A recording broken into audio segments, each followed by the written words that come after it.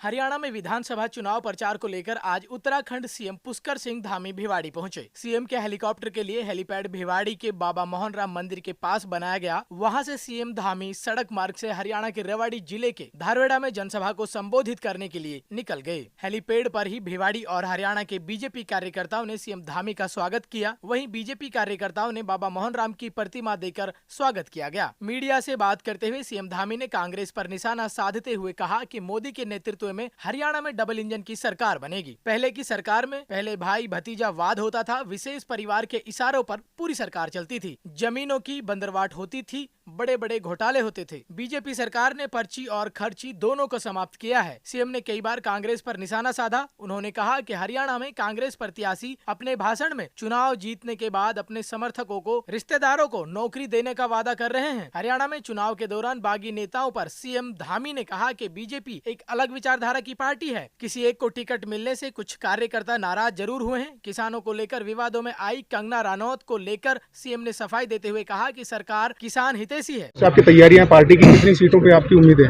नहीं, हरियाणा में फिर से तीसरी बार हमारे प्रधानमंत्री आदरणीय नरेंद्र मोदी जी के नेतृत्व में यहाँ डबल इंजन की सरकार बनेगी।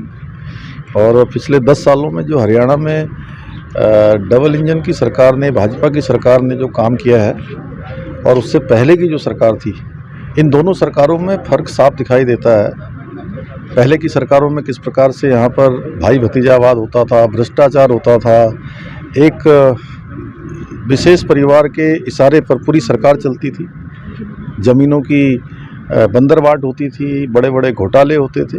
पिछले 10 सालों में जिस प्रकार से पारदर्शिता के साथ पूरे हरियाणा के अंदर काम हुआ है, अनेक योजनाएं बनी हैं, बड़े बड़े highway, elevated road, express way, Vande Bharat train, हर घर तक पानी पहुंचाने का काम हुआ है, अनेक ऐसे काम हुए हैं जिसको हरियाणा की जनता देख रही है। और सबसे बड़ी बात है, नौजवान युवाओं को जिस पारदर्शिता के साथ यहाँ नौकरी दी गई है, पर्ची और खर्ची का जो सिस्टम था उसको समाप्त किया गया है। और अब चुनाव के समय में कांग्रेस पार्टी के लोग जिस प्रकार से बातें कर रहे हैं, उनके विधायक प्रत्याशी जिस प्रकार से कह रहे हैं कि मैं अगर विधायक बनूंगा, सरकार आएगी, तो मैं सबसे पहले अपने समर्थकों को, अपने रिश्तेदारों को, नातेदारों को नौकरियां दूंगा।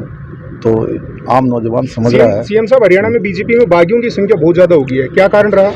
देखिए, बीजेपी बहुत बड़ा दल है और विश्व का सबसे बड़ा राजनीतिक दल है। और ऐसे में चूँकि सभी की इच्छा होती है कि चुनाव में खड़े हों, और ऐसे समय में चूँकि पार्टी जो है देश काल परिस्थिति के अनुरूप किसी एक को प्रत्याशी बनाती है, अंततः सारे लोग हमारे दल की विचारधारा को मानते हैं। किसानों की नाराजगी बीजेपी को झेलनी पड़ रही है। आपकी सांसद कंगना रनौत किसानों के खिलाफ बयान देती है और पार्टी उस लाइन से किनारा कर लेती है। देखिए, किसानों के लिए सबसे ज़्यादा काम प्रधानमंत्री आदरणीय मोदी जी के नेतृत्व में हुआ है। यहाँ पर भी 8 फसलों पर MSP दी जाती थी, आज 24 फसलों पर दी जा रही है।